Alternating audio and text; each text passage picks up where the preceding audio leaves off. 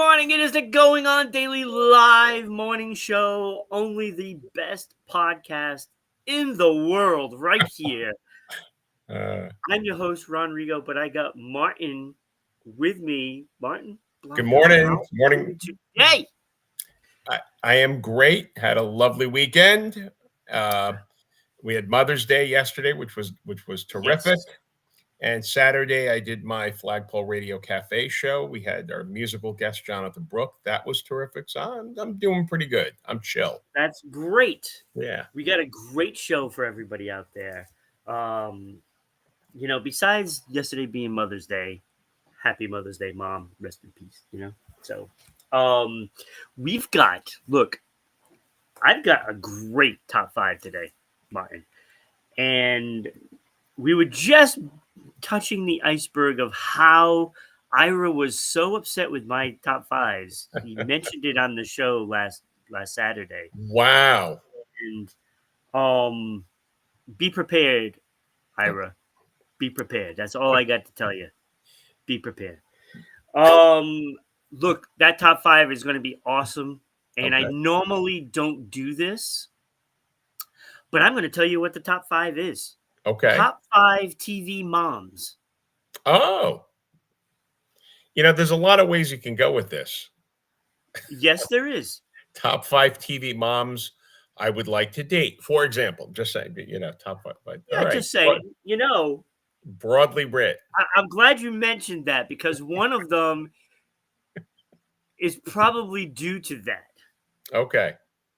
Just say. Something We've to look also forward. got. Look, Martin, I'm loving this because you are a pizza expert in my book. Well, I've eaten a fair amount of pizza in my 62 years. I've had a lot of pizza. So, look, we have you talking some Detroit style pizza, and I can't wait for that because I don't think I've ever had Detroit style pizza. No, and if you did, you'd remember it, and you're going to find out why you would remember it. You would never forget it, and you'll find out why. And I can't wait. So we have fun facts coming up.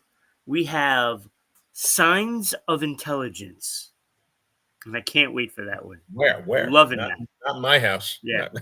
Yeah. So, and I'm going to be, lithium deposit charges debates. Okay. Oh, big talk going on in Oregon right now. So, okay. And of course, our lead-off story will be the spectacular Bermuda Triangle. Yes. And I can't wait to talk about that one.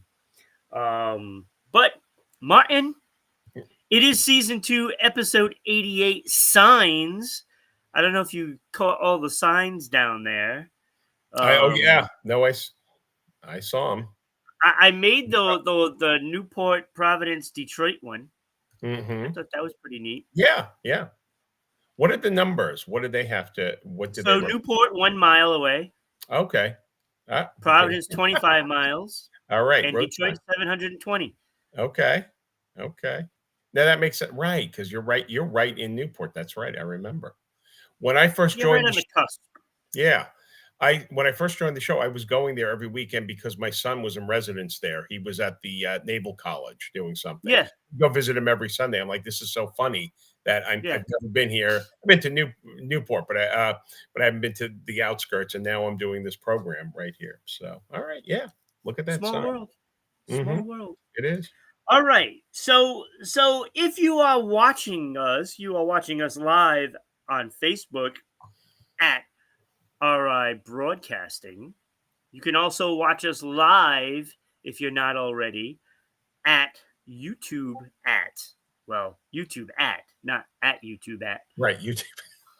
Rhode Island Broadcasting. Yes. And, of course, we can't forget Twitch at RI_Broadcasting. And everybody always criticizes, why aren't they all the same?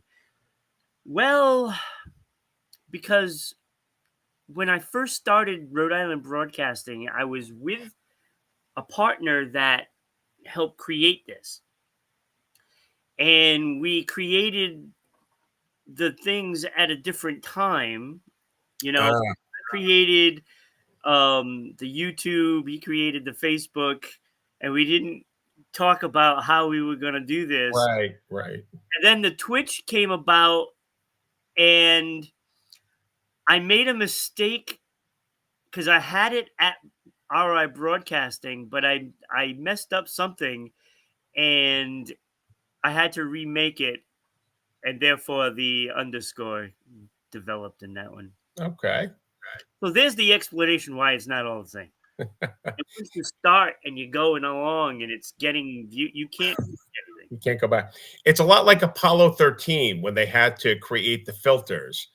And the filters for the LEM were not compatible with filters for the command module. Is that you have to get this round thing into this square thing. Yeah, with these same thing. Yeah. It's the same thing. Yeah. If they can do it at NASA, if they can do that, you guys can do that here. So. Exactly. So all right. So you can also see us on all our other platforms: MeWe, TikTok, Instagram, Blue Sky, Space Hey at RI Broadcasting. You can also see us on Twitter/X, whatever you want to call it. I'm still calling it Twitter. I don't care. As am I. At Broadcasting RI, which is another one of those mess ups. I couldn't figure out what I put for a password, and I apparently made it under the wrong account, and I couldn't get access to it. Doo-doo happens. But don't forget, if you really want to support, get to Patreon, where you can find all kinds of merch, like this great mug that I have my orange juice in. Orange juice, fresh squeezed? Yeah, sure. Yes. Yeah. What? Yeah, whatever you say. Look, OJ is OJ. It is. I think this is the signature select. Okay. Light orange juice. Light orange juice. Okay. Not the same amount of sugar as the others. No, and it's not good. Okay. I don't like the taste. All right. I like Florida Natural. Yeah. Oh yeah. I like that. Mm-hmm. I don't know. Whatever. Yeah, so let's jump into this. Now that we got all that out of the way, let's start with this Bermuda Triangle. I love this. You make the longest titles, by the way.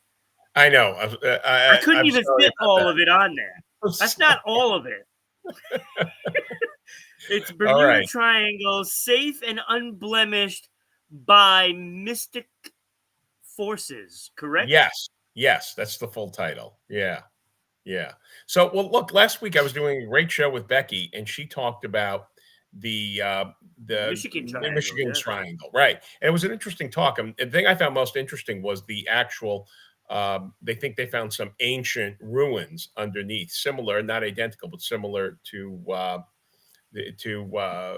Stonehenge and whatnot. And that was great. But we touched upon very briefly the Bermuda Triangle and said, well, now here's a Michigan Triangle. And I thought I should talk about the Bermuda Triangle, but offer a different perspective, because really the Bermuda, and this is a little bit of pushback to anyone who is concerned about the Bermuda Triangle, that perhaps, they're like, look, it's a dangerous place. A lot of weird, unexplained things happen there. I'm here to tell you, no, relax. It's okay. These unexplained things didn't happen the way they are portrayed, or some of them didn't happen at all. And so here's another way of looking at the Bermuda. Yes, really. It is. It's a fraud? It is, fraud sounds like someone deliberately did this to make some money, and it's not that. But I think some stories were hyped, some were embellished, and some were just wrong. They got the information wrong.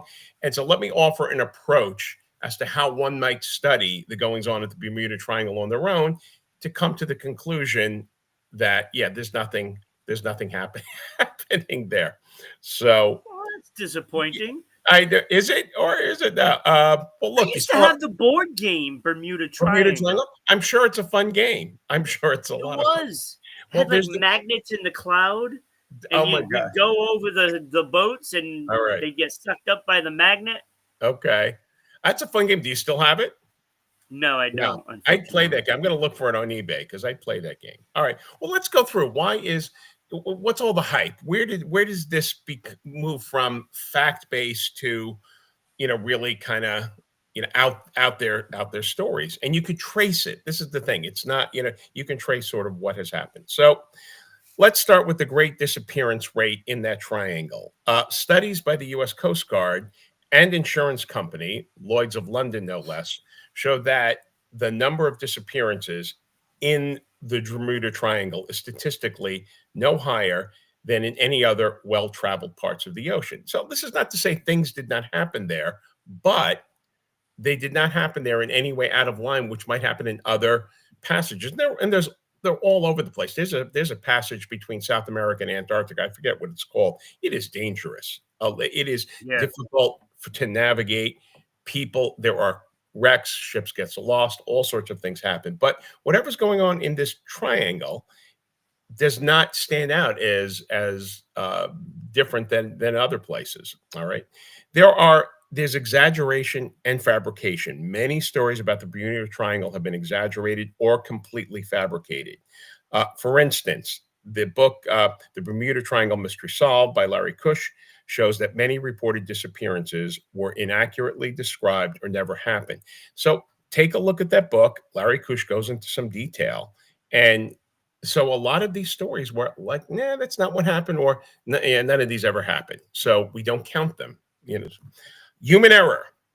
There were accidents in that body of water, but navigational mistakes, miscommunication, pilot or captain errors are frequent causes of the incidents. There's a famous incident with Flight 19, it's referred to.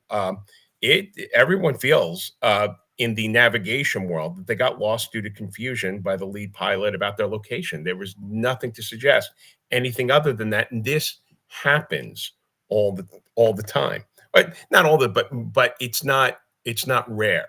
Uh, Natural explanations are in play. The weather, the region is prone to sudden storms, water spouts, and hurricanes that can cause ships and aircraft to go down quickly. Now that's real, okay, Yeah.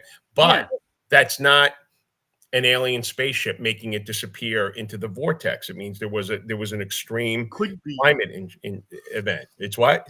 It could be. There could be one in the middle of that storm. No, no.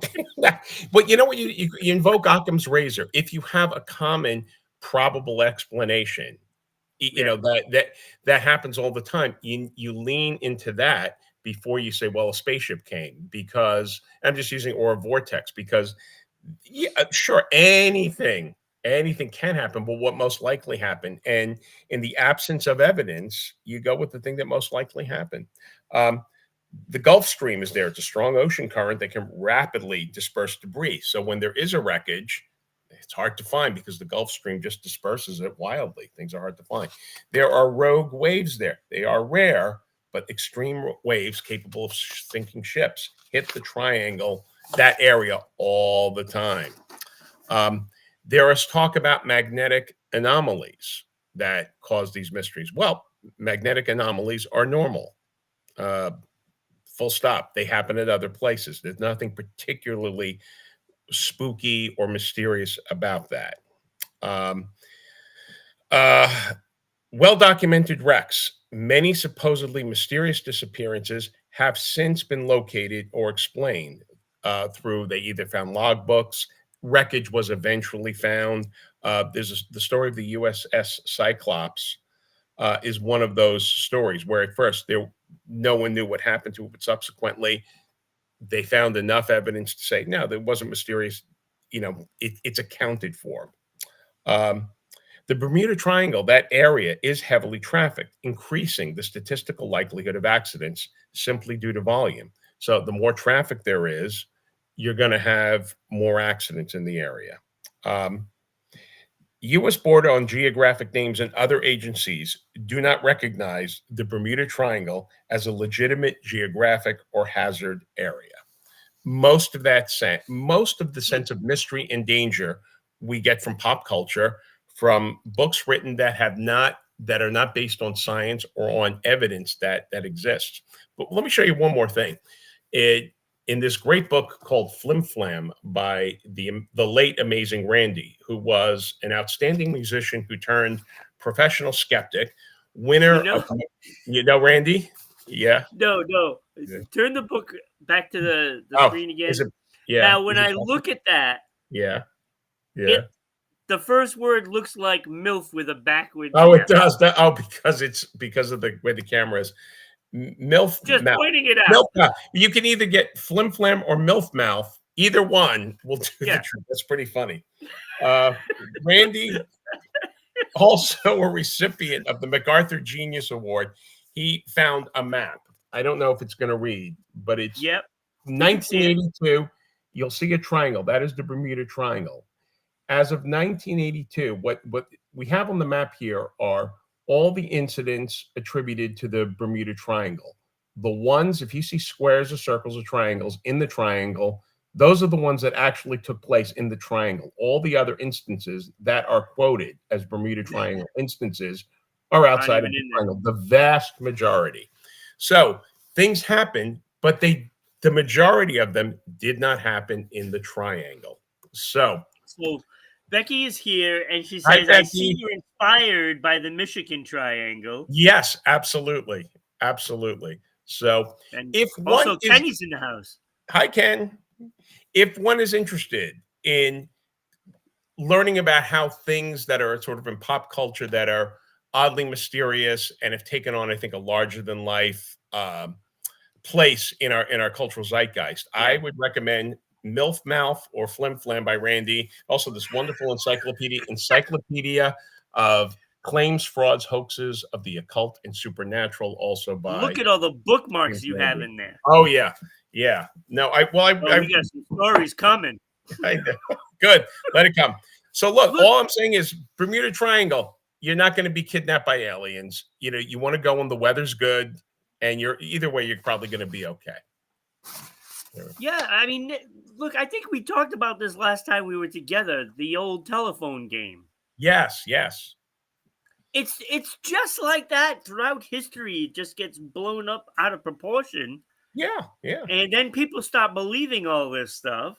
Mm-hmm. And then it develops to almost like a true thing.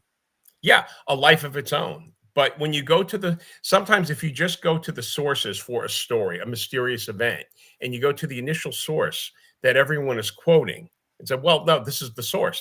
Go to the source and you see the source is completely mistaken or has no other evidence or or it didn't even exist. Time and time again, people will refer to, well, this was in the main register in 1947, and you go there and nope, story wasn't there. But everyone keeps quoting this non-existent. And most people are not doing it deliberately, but they're finding it from secondary sources. And so they use the secondary source.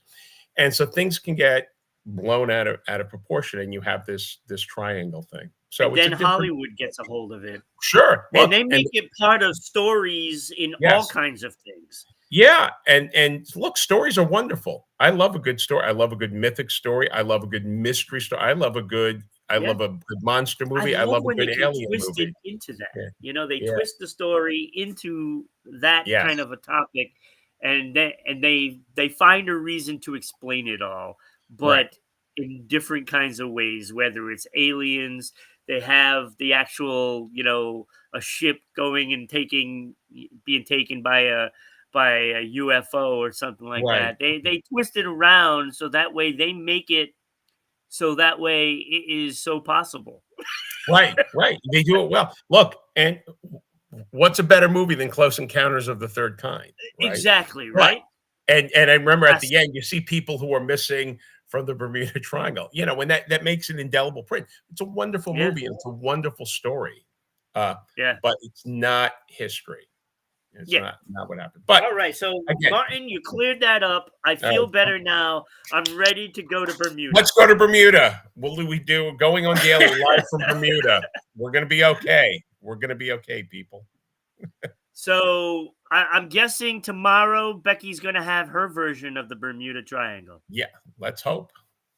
I want to see that. That's what we're Bring it looking on. forward to. Bring it on. All right, so look, this is a big one right here. Lithium deposit charges debates. Little play on word there. Mm. Well, in Oregon, the McDermott caldera. Is it a caldera or a caldera?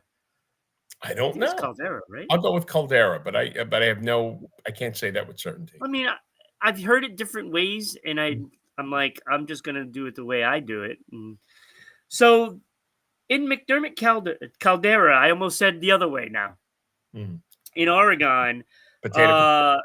they may have discovered the largest lithium deposit in the U.S. Mm. If not certainly one of the largest, right? Okay. So the problem is now everybody is giving their 2 cents, Mm. and it is sparking a massive debate. Okay. So on one hand, it could become a huge domestic battery production for the Source, country, right? yeah. Yeah. But then there's the um, the folks that say it's going to impact the wildlife, Mm. and then there's also the indigenous that are saying it is a cultural thing, Mm. that they find that land sacred Okay. and they do ceremonies and everything there. Mm. So now there's like all these groups coming out of the woodwork, and they're all saying their things about it, whether it's good or bad or indifferent, whatever the reason is. Everybody's starting to debate about this. Mm. Mm. So it is said to be worth about $1.5 trillion, 20 to 40 million metric tons of lithium. Mm. That's what they're guessing. But they don't know because they have to drill to test. Ah. Hence comes the problems, right? Yes. Yes. So the development, they're saying, may reshape the high desert. I mean, it's pretty bare. Mm-hmm. Now, there are wildlife there, of course. It was the pronghorn antelope and the sage grouse and other animals, right? Now, the sage grouse is already declining because of less and less land. So they're saying that could finish off the sage grouse because there is barely anything to eat there. And Mm. if that is wiped out, they're not going to make it. Mm-hmm. So there's the animal side of the I guess the Debate. project Yeah. if it Yeah. becomes something, right?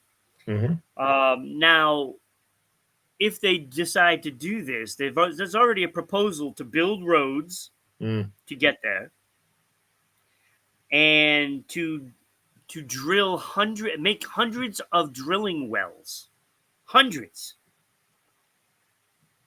So, Now, anything that is there can basically kiss their home goodbye yeah. because Yeah. this isn't going to be, just when construction happens, it demolishes the whole area. It does. It does. And when it's done, it's not like, okay, let's put it back nice and make it, restore it to where it was. There's not that No, you even necessarily could, but there's not even an attempt made to do it there ever. no, No. no. That's it. And then they have all their trucks, their vehicles, Sure. Sure. all the equipment that they need. It just piles up and piles up and piles up. So I get the animal side of it. I Mm-hmm. get that.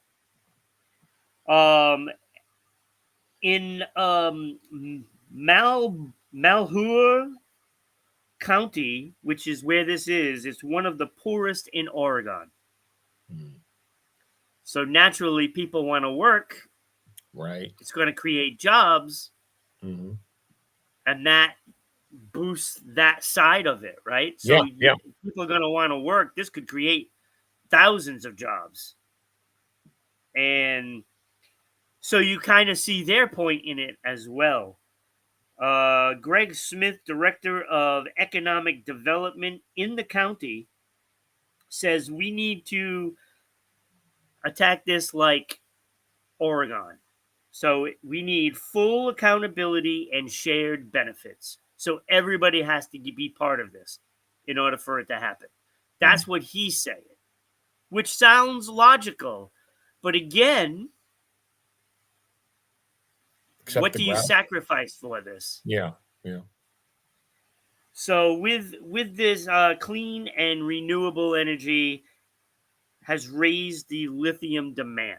Obviously, whether it's vehicles or whatever it may be, lithium is at a higher demand now than ever Yes. before.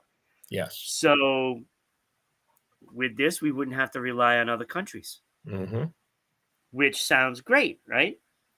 But when you start extracting metals, that is gonna be, ecologically devastating. Because look, you're gonna have all that dust. What is it? The vehicle exhaust just going back and forth and Oh, yeah. doing all that. Um, Chemical processing is going to be part of this. And when you're using water to drill and doing all this stuff, that water has to go somewhere. So there's that side of it as well. They got themselves in a massive spot here. Who do you disappoint and who do you help? They're going to do it. It's Well, not whether or not they are or not. How much money is at stake here? What did you say?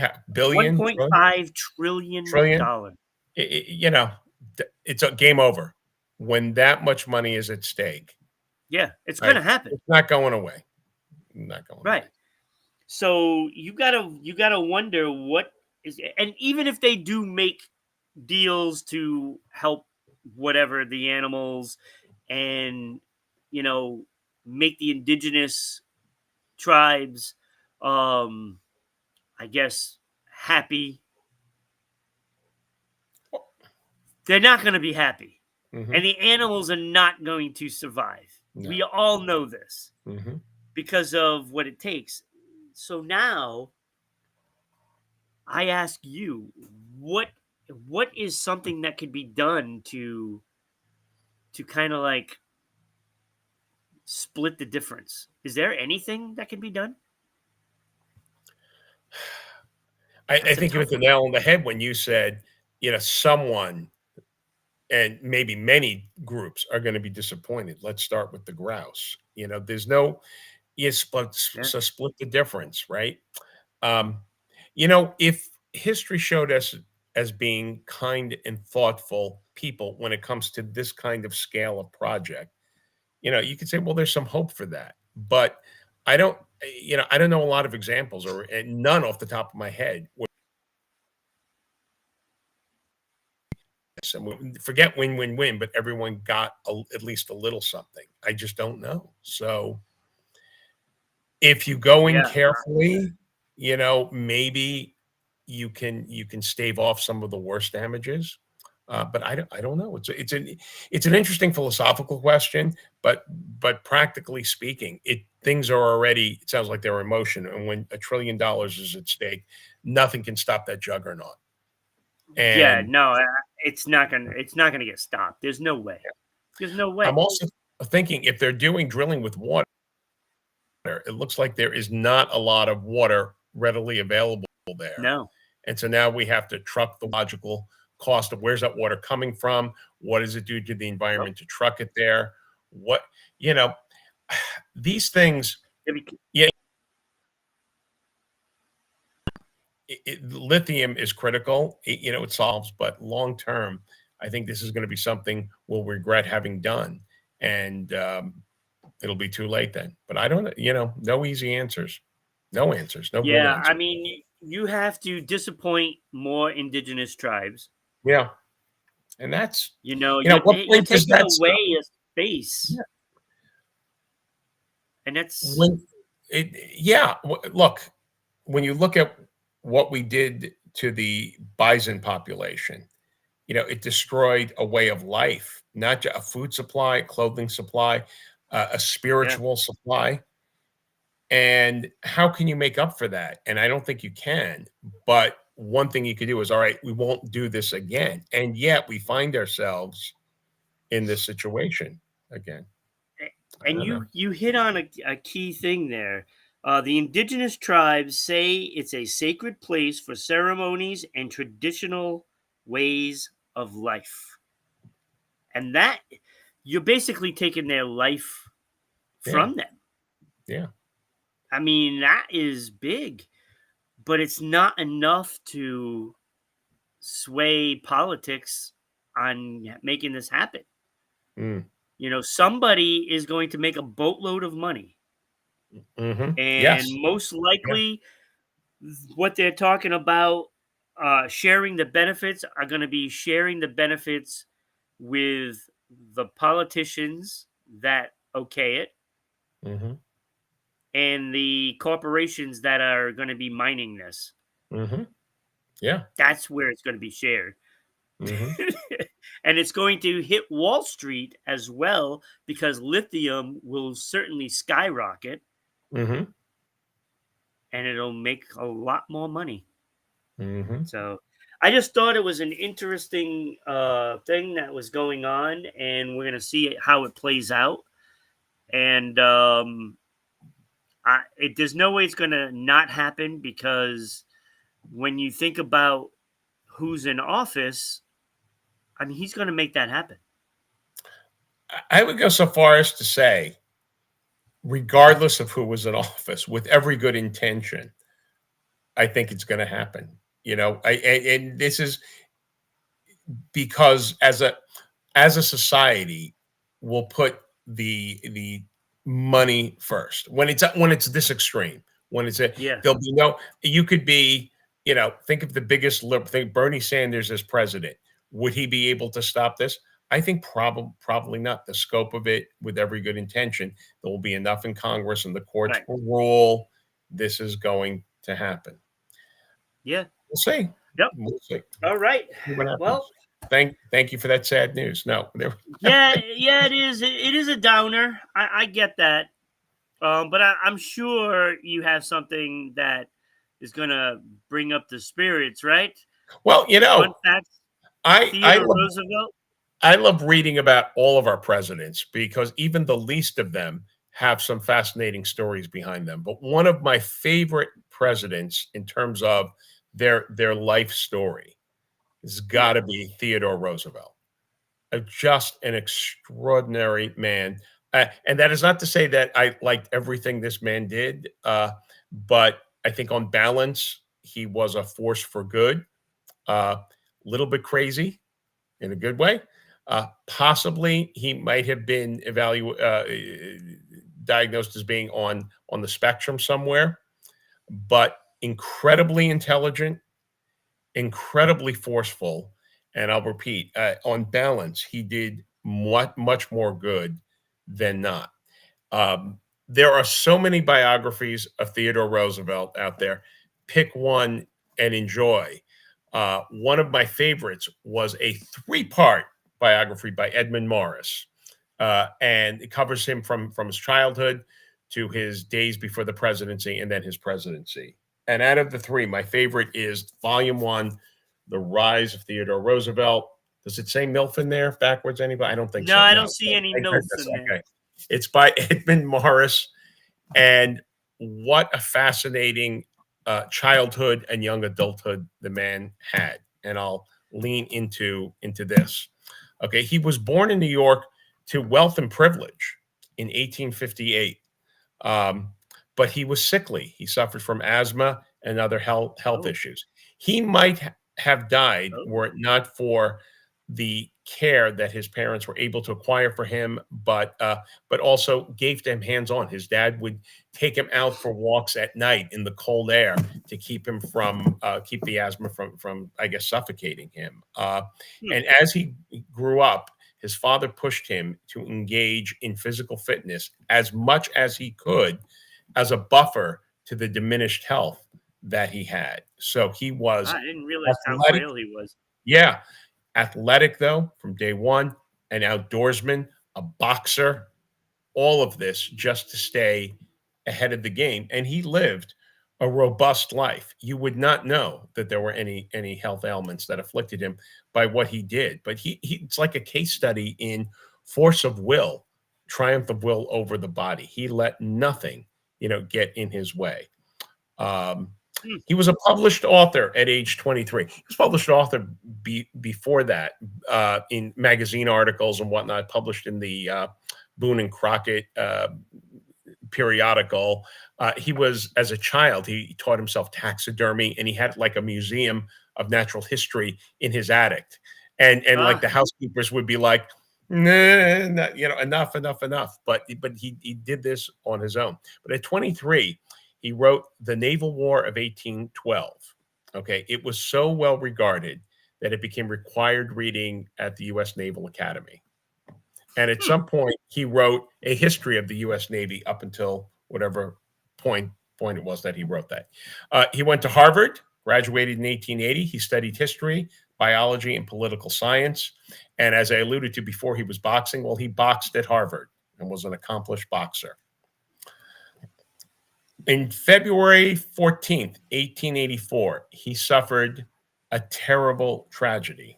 His mother and his first wife, Alice Hathaway Lee, who he loved, okay, died, okay? And Alice died in childbirth, okay? His mother had typhoid fever and his wife kidney failure, okay? And they died, oddly enough, they were in the same house. And Roosevelt kept a diary his entire life, and the entry for that day is a red X. He had a daughter, as his wife passed away. He had a daughter, also named Alice. He had his sister raise her for the first couple of years. In his grief, he went out west and became a rancher, built himself a huge ranch, and just took solace riding out in the West, horseback riding through all sorts of terrain, and then building this cattle ranch. And eventually, so he left his daughter behind. Yeah. His sister was raising her as a baby, and then he was reunited with her, but for a couple of years. Okay, so he became a rancher in the Badlands of North Dakota, and his experience there cultivated his. Already he had some, but now this really cultivated his love of nature. And he loved being out in nature, and it was therapeutic for him, I think, physically and emotionally. Quick little story out there, and I won't get all the details of the story, but this is just amazing. While he had his cattle ranch, he was robbed. A bunch of thieves took his cattle. He was also like a deputy in the Ranchman Society. I don't know if you've watched Yellowstone or any of the Yellowstone spinoffs, but I watched them, and now okay, yes. So going back to visiting Theodore Roosevelt this weekend when I was getting notes for this, I'm like, oh my God, I think half of the stories in 1883 were not like inspired by what Teddy Roosevelt, what happened to him and what he did. All right. So he was part of the Cattle Society, law enforcement, and a deputy and whatnot. So he went after the people who stole his cattle. He caught up to them. Okay. Most people would have killed them, and he didn't. He thought it was unethical. So he just sort of arrested them. But now they had to get back and go through some terrible terrain. So he had them, held them hostage on this riverboat, getting to wherever they were going, and managed the thieves himself and the cattle. And to pass the time, he would read to them because he loved to read. And he would read all sorts of things. I think he was reading Tolstoy to them. And they sat there shivering and, went along for the ride. They actually developed a bond. Eventually, they landed someplace, and he turned them over to authorities for imprisonment. But who else would have hunted down the thieves, even though outnumbered, hunted them down, not killed them, and then read to them from the classics as he was bringing? Not me. Yeah, I would not be in a position to read to them. Let me tell you. Yeah. Well, that's Teddy Roosevelt. did it all. So I'm like, that is a great Now, story. Becky had mentioned Robin Williams Yeah, played him in Night at the Night at the Museum. Museum. Yeah, What do yeah. you think about that portrayal? Oh, it was. I mean, what he leaned into was, I think, the spirit of the iconic, Theodore Roosevelt, I think he Yeah, did a great job, and he had the look and he had the bravado, certainly, and that's what you need for that film. It was a great, great little franchise. And look, it's yeah, interesting mentioning that because he was an original founder of the museum. As president, he helped, form the national parks. I mean, he has his fingers. He broke up. Um, trusts and had the first major breakup of monopolies in this country. I mean, the influence he's had is staggering, in ways that we don't really appreciate. Again, he was a force on balance, far more on balance for good. Um, he was New York State Assemblyman at just 23 years old, and he eventually would become Speaker of the House.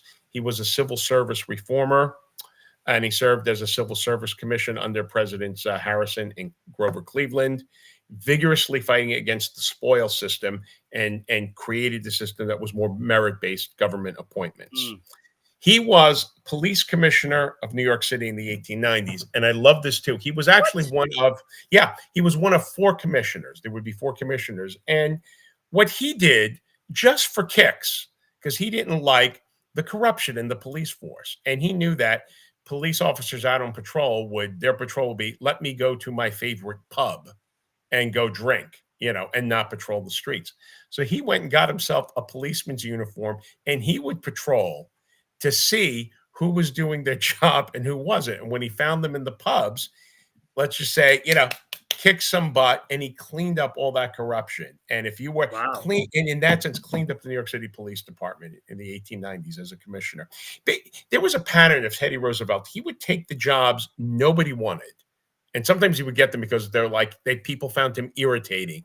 And it's like, give this job to Roosevelt.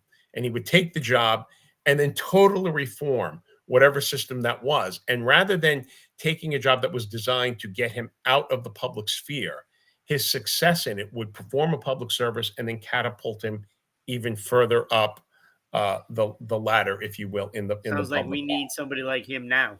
I'm telling you, for the last 20 years, I've been saying this prayer. Where is Teddy Roosevelt? We need a Teddy Roosevelt. Okay. Yeah, He did not that's care for for sure. what anyone thought of him. He went with his conscience and made affected change in profound ways. He was Assistant Secretary of the Navy under President McKinley. And basically, he wanted to, because of his understanding of the history of the Navy, he said, we need to modernize it. And look, the United States is a bureaucratic country. There are pros to that, there are cons to that. And the Department of the Navy was not moving fast enough. So Roosevelt convinced the Secretary of the Navy, and I forgot who it was at the time, he said, go take a little vacation. I'll mind the shop while you're gone. Really? He goes, yeah. You're tired, you've worked hard, whatever. Go. So the guy goes on vacation, and basically Roosevelt ordered up, I don't know how many ships, but he, in the absence of the secretary, rebuilt the United States Navy and had it ready for the 20th century. And behind the back of the secretary, it was on vacation. I mean, Hey, well, look, we do have pros and cons in offices yeah, now. yeah, Pros meaning that they get paid off by not yes, so scrupulous people, sure, and then sure, cons, of course, meaning that they are convicted felons. right. We got a lot of so those, so right? we do have pros and cons. Yeah. We will end our visit with Theodore Roosevelt with the cusp of the presidency. He was the vice presidential candidate to William McKinley. Basically, he was rising in politics. The status quo, the powers of be of the day, found him to be a threat for a lot of the reasons that we just spoke of. And so they made him vice president because that's usually an end of career move for someone. That'll get him Right. out of the way. Uh, Unfortunately, or fortunately, whatever, William McKinley was assassinated and Theodore Roosevelt became president. And very sad. all the four presidents who were assassinated. What terrible, tragic things. Um, but this gave way for Theodore Roosevelt and had a very successful. Yes, there were challenges, this, that, and the other, but he was a good president. But before that, he was a good person.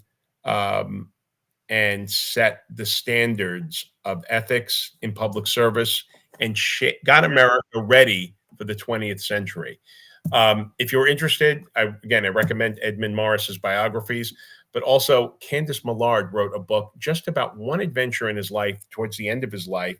It's called The River of Doubt, and it's about a trip he took with the son and this other party in South America, looking, I believe, for the mouth of the Amazon. It's a tremendous journey. People died. He almost died. His son almost died. It is a fascinating story of what he did in the latter part of his life. Always the adventurer, always the explorer. Nothing ever stopped this man. Good, fascinating character. Yeah, when I was a kid, I used to hate history class. I used to hate it. Like, I would just be a clown in the class because I hated it so much. I thought it was dumb. And now, I'd say probably within the last 20 years, I'd probably say that I love history, especially when, you can see something being brought to life, like when they do all those biopics and stuff like that. And I love that.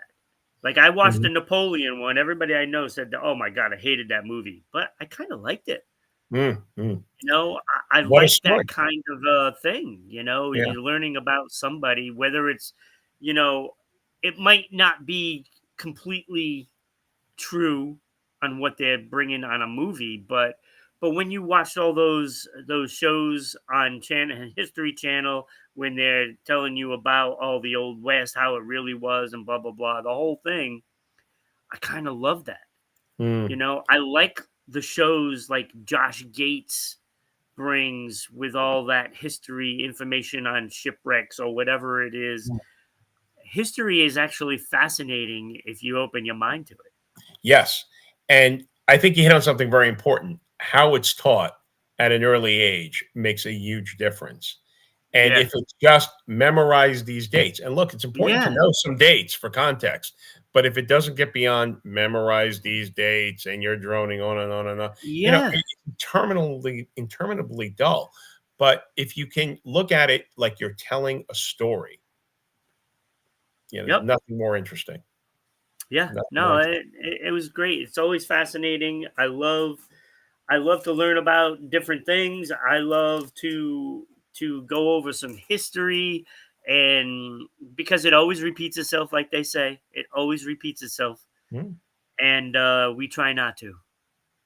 But it's always fascinating to learn about, whatever it may be, whether it's a president or, just I don't know, some sailor, like Magellan or something like that, that's fascinating to me, what goes through their minds and everything.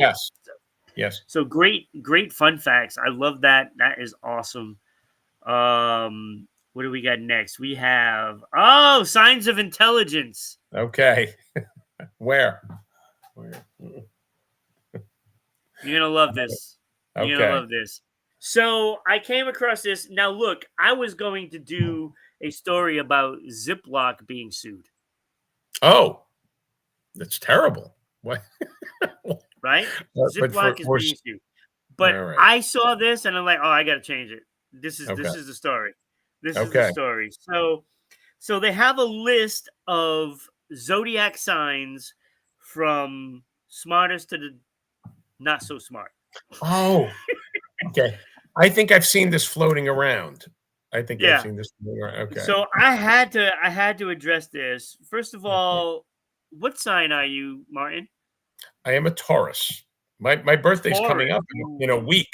My birthday's coming up. Well, you'd be number 9 out of 12. Yeah, that seems about right. Okay. Well, see, it's funny because, I don't know. I don't know how. I don't really believe in all this hogwash. Nor do the I. zodiac signs. Nor do I. But But 9 out of the 12 seems right, though. So here we go. so Taurus can sometimes be caught off guard by their need for predictability, Mm, routine, and comfort. However, they are practical, pragmatic, and efficient individuals. okay. They often achieve material success more easily than most zodiac signs, typically due to their consistent efforts. Ah, Is okay. that fitting? I mean, So, so I don't Kenny know. and Becky, give us your zodiac sign so I can tell you where you land. But let me tell you where I land. Yes. Or I am a Gemini, and we are number one. woo. Take a bow. I mean, that might be why it struck me as amusing because I'm a Gemini and I'm number one. I am the most intelligent Here we go. of all the zodiac signs. Well, maybe there is something to this. I don't know. So Gemini is most likely to have exceptional wits. Okay.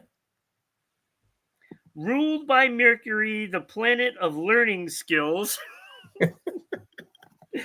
they learn swiftly. As an air sign, they are curious, naturally picking up new information, facts, and ideas on a daily basis, Wow. accumulating into a profound wealth of knowledge. Okay. Okay. I don't Well, see it. this is where this falls apart. This is where this falls apart. And I'm not talking about number one intelligence, just on the fact of curious. I am curious, super, super curious, you know, irritatingly so, arguably. That's not a Taurus. I'm not supposed to be that. That's a Gemini. So, this is falling apart already. However, I see the wit. I see the wit. I see the curiosity. I see the Yeah, intelligence lurking there. but I'm the idiot that pointed out MILF on the book. See? See? Yeah, I'm the idiot who held it up too. There we go. All right, so Kenny is a Sagittarius. Okay. All right, Sagittarius is number 6, so you're right in the middle, Kenny. Sagittarius is ruled by Jupiter, Mm, the planet of luck, expansion, and philosophy. Kenny, you're a philosopher. Therefore, this fire sign loves to be intellectually stimulated.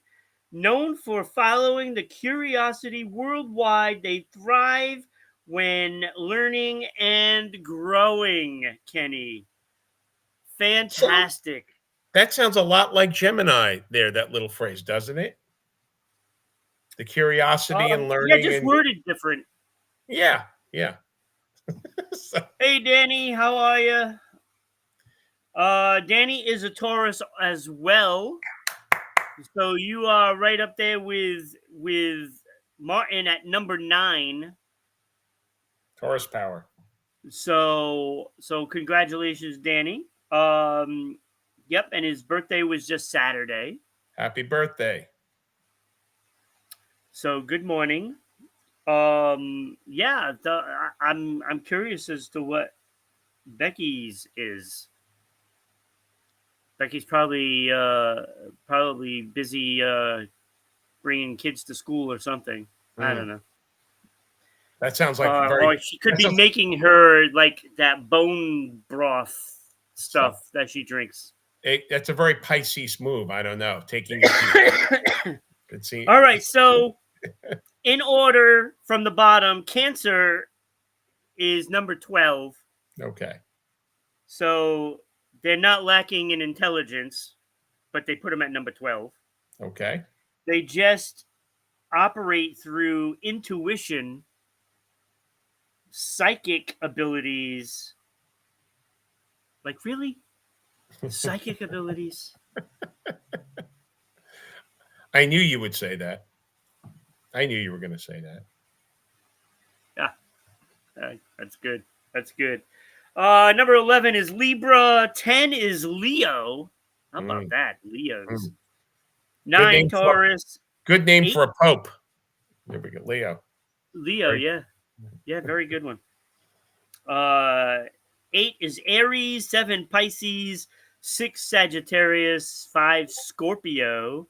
mm. 4 Aquarius. 3 Capricorn. 2 Virgo, and of course, Number one. Gemini's number 1. Loving it. Loving it. I just thought that was pretty amusing. I always thought creativity was a Gemini. Did creativity appear in any of them? Oh, I don't know. I didn't read all of them. Okay. Well, I don't know. regardless, I just wanted to read ours. okay. You put creativity in there. You might as well. Might as Yeah. well. And there is a lot that I like about it. Like, look, I don't think I'm an idiot by no means. But I don't think that I'm the brightest bulb on the tree either. Yeah, there you go. Well, I'll say this: you're not the brightest bulb of the tree because you were born in the month you were born. You may be, but it's not because you were born. When does Gemini come? When's your birthday? June. June. Yeah, it's not because of your June birth.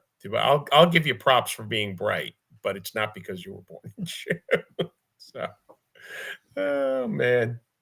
All right. That was fun. That was A fun. fun little thing. That was. We've got. Let's learn some pizza right now. Here we go. There's the Detroit pizza. Craving pizza now. Ron, you live in Rhode Island. I'm gotta suspect that there's some pretty good pizza in Rhode Island. Yeah, there is pretty good pizza. All right, at least in the Providence area. Cecilia's. Love Cecilia's. Okay, right on Atwell's Avenue. All right. I grew up in New York. I live in Connecticut. I know good pizza. All right. Good pizza. All right. And I have a podcast. It's called I Wish I Were a Prosciutto. And I talk about Italian American food and Italian food and the traditions behind them. And we've done a couple episodes about different pizza styles. We've done Chicago, and I learned something about Chicago. You say Chicago pizza, most people immediately think of the deep dish pizza. Right. But I learned that there was also, that predates it, a super, super thin crust pizza that is also a signature style of Chicago. So I'm like, look at that. There's your Chicago pizza. I know New Haven pizza. I know my New York pizza. What comes across my radar, I forgot where, was Detroit style pizza. I'm like, really? All right, what's Detroit? And it's described. And I said, that sounds like Chicago deep dish. It is not. It is not. It is its own thing, and it's gonna blow your mind. It is deep dish. It is a thick pizza, like a Sicilian, but distinctive.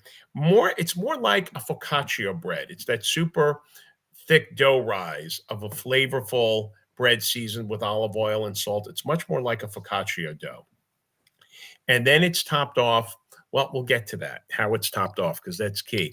But the story of Chicago pizza was, it was born in 1946 at a place called Buddy's Rendezvous. It was a neighborhood bar in the Detroit East Side. The creator of this was Gus Guerra, who, with the help of his mother-in-law's Sicilian dough recipe and a little improvisation, came up with something new. Now, what starts to make this unique, though, was, first of all, it's this focaccia type dough used for the pizza, fine. But they cooked it in a special pan. Detroit, what happens in Detroit? What's Detroit known for? Rock and roll, but what else is Detroit known for? Cars. Okay. Oh my God, don't tell me it's like an oil pan or something like that. It was the pan. Guerra used blue steel pans originally used for holding auto parts. Hey, wow. They're very, very specific. Presumably he cleaned them. I don't know. These pans had straight sides and were perfect for creating the pizza's, signature kind of deep dish, thick and airy pie. So they're cooked in. And now these pans, he had pans, I believe, that were used in auto mechanics, but now they're manufactured just for the pizza.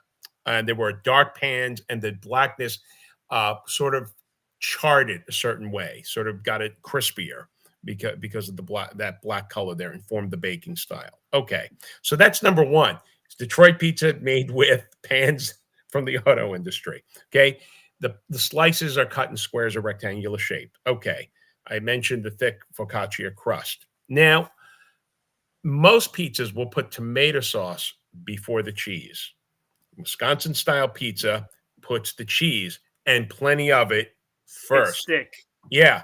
And then it typically, depending on the size of the pie, the tomato sauce will be applied in 2 stripes or 3 stripes down like the middle of the pie. And it looks like racing stripes, and it's kind of peculiar. And I said, am I ever going to taste the sauce? But you do. It sort of gets, you see the stripes, but the flavor bleeds out and enough. So, but here's what I found the most astonishing thing about this pizza. And at first I was like, get out of here. I'm interested to see your reaction. What type of cheese do you think they use for Detroit style pizza? Take a guess. I'm gonna say Swiss because it looks like there's holes in it.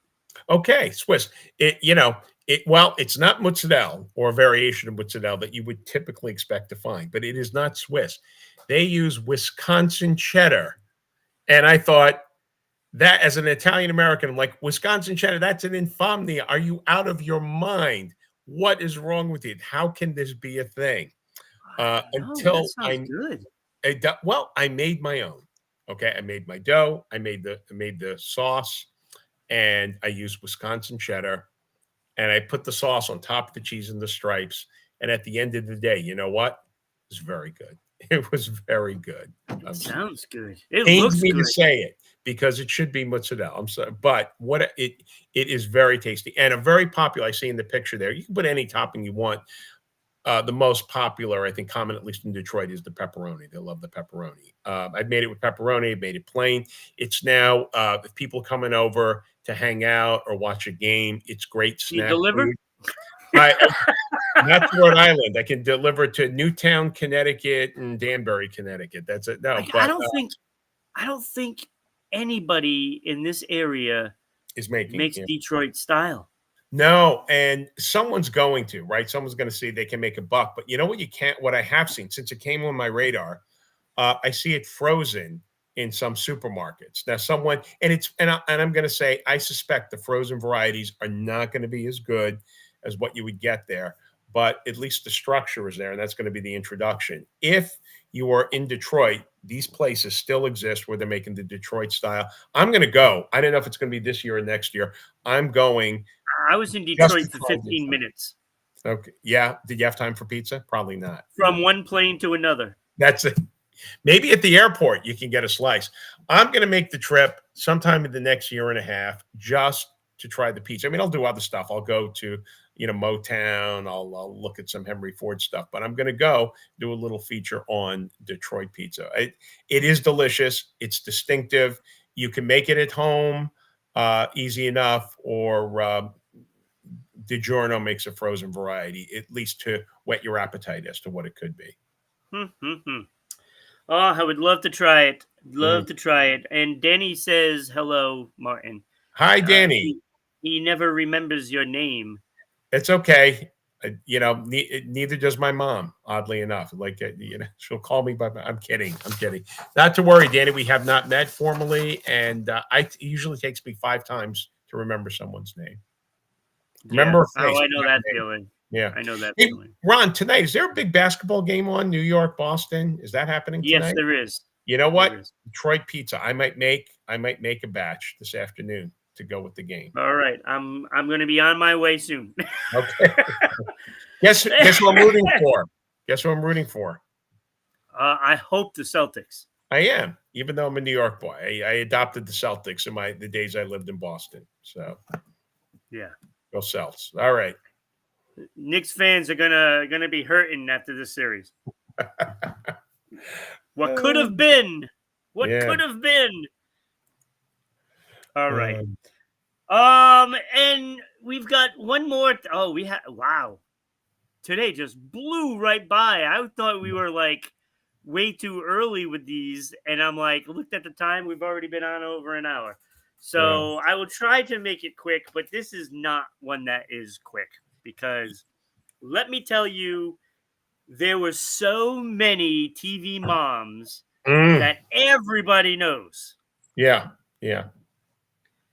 And I'm not sure if I take away my top 10, I could replace them with 10 more. That would be just fine in somebody's mind, right? Sure. That's how great this list is. So, Kitty Foreman from 70s Show. Okay. All right.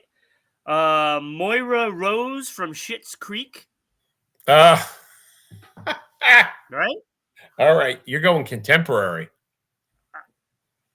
It's a mixed bag. Okay. Samantha Stevens, Bewitched. Okay. I mean, I used to watch that all the time. Not even close to being on my list. Okay.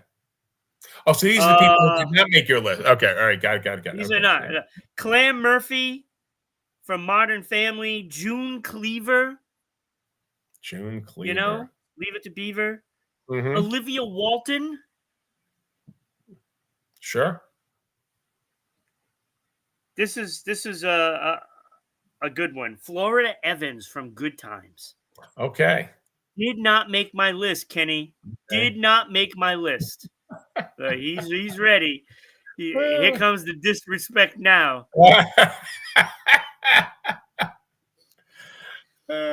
Elise Keaton, Michael Keaton, you know, from Family Ties. Yeah.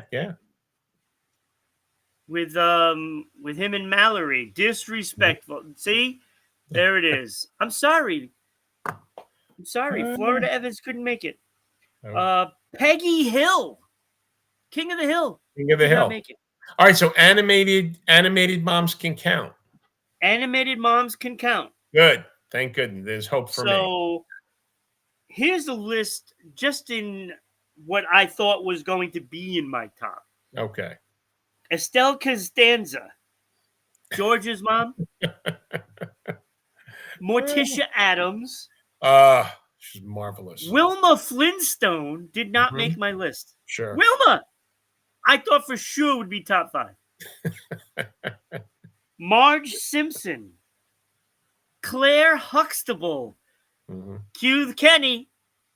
Disrespect. Claire Huxtable did not make my list because they're disrespectful. You know, Florida Evans or Claire Huxtable. There should have been one. I don't want to be too judgy, but I think one of them should have made the list, Ron. I also didn't have Vivian Banks either. From Fresh Prince of Bel-Air. Okay. I didn't watch the show. Yeah. So didn't know. Lucy Ricardo. Lucy Ricardo did not make the list. He's shaking his head. There we go, Kenny. Okay. Jane Jetson also did not make my list. Nor did Peg Bundy, Lily Munster, and Endora from Bewitched. Okay. All right. The mother-in-law. Great Agnes Moorehead. Right. Yeah. Okay. So no Caroline Ingalls, no Roseanne. No Roseanne. Who? Let me ask you, Ron. Who do you prefer, Lily Munster or Morticia Adams? I think Morticia. Yeah, I'm a Morticia guy. Yeah. Yeah, I think Morticia. Hands down. All right. Splitting hairs, I guess. I mean, isn't that like, who do you like, Ginger or Marianne, right? Right. Mrs. Howell. All right, my honorable mentions. Those didn't even make honorable mentions. Okay. Oh, God. Harriet Winslow from Family Matters. Okay. Now, you had mentioned, Claire Huxtable and Florida Evans should have had one of those in there. I wasn't a fan of Claire Huxtable. Okay. I don't know what it was. Was she too, I don't know, standoffish? She's too uppity and... Yeah. And Florida Evans, I don't know. I like John Amos. Great actor. So Harriet Winslow, I chose her because I think she's really funny, and she voiced her opinion in those scenes that she was in, and I like that. Okay. Honorable mention. Also, honorable mention, Louise Jefferson. Wheezy. Gotta have Wheezy in there. Okay. Gotta have Wheezy. Also, Jill Taylor from Home Improvements. If you can deal with Tim the Tool Man, then you can deal with anything. Yeah, yeah. You've got grit. And Marion Cunningham, Mrs. C. Mrs. C. Like, I thought she was going to be my number one. She has Did the not stuff. turn out that way. She has the stuff for number one, but she didn't make it. Yeah, but the problem is she wasn't in like all the scenes and stuff like that, so she wasn't a huge part of the show. Okay. So that's kind of why she got knocked down a peg. Okay. Now, out of all of these that I've named, she would probably be the one that I'd want to be my mother. She isn't a lunatic. Yeah. My bubble number 6 was Maggie Seaver from Growing Pains. Okay. Okay. And that result goes back to what we were talking about. If you were to date any of these, she would have been the one. The one. Okay. She was good looking. Joanna Kearns. Mm-hmm. Absolutely. That's why she's there. So she probably bumped somebody out because of being her. Poor Mrs. C. Right. All right. All right. My top 5. Kenny, are you... Watch your mouth. Ooh, Kenny threatening me. Kenny, here you go. Number 5, and he's going to be so mad she's only number 5. I can already see it. Carol Brady. Well, at least she made the top 5. She did make the top 5. Carol Brady, number 5. You know, it's like she's like the face of TV moms, right? Yeah, yeah. Yeah, she's the emblematic TV mom for sure. But I did find her a little annoying. But I gave her credit where credit is due. Okay. Number 4. Kenny's going to be so mad this one's ahead of Carol Brady. Lois Griffin from Family Guy. Oh, Jesus. She's in like all the scenes. She's funny. I love it. I love it. I think she's awesome. Okay. I'm not angry. Buying it, Martin. I'm not angry, but not in my top 5. Certainly not ahead of Carol Brady. I knew that one would be a little controversial. I think Kenny passed out somewhere. Number 3, Kenny's going to love this one. Okay. Angela Bauer from Who's the Boss? Okay.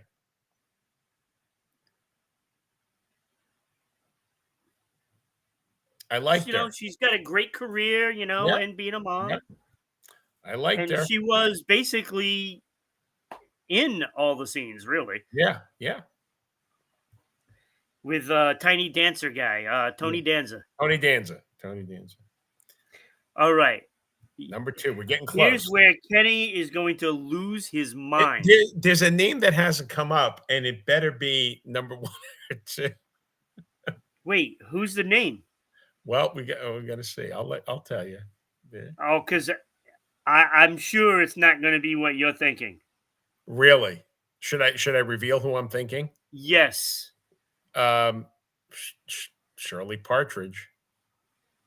Yeah, I didn't have her on my list. She's not even an honorable mention. Oh, not even an honorable mention. No, Shirley Partridge. That is a gross miscalculation. Yeah, there was a bunch of them. I didn't have any of the Golden Girls.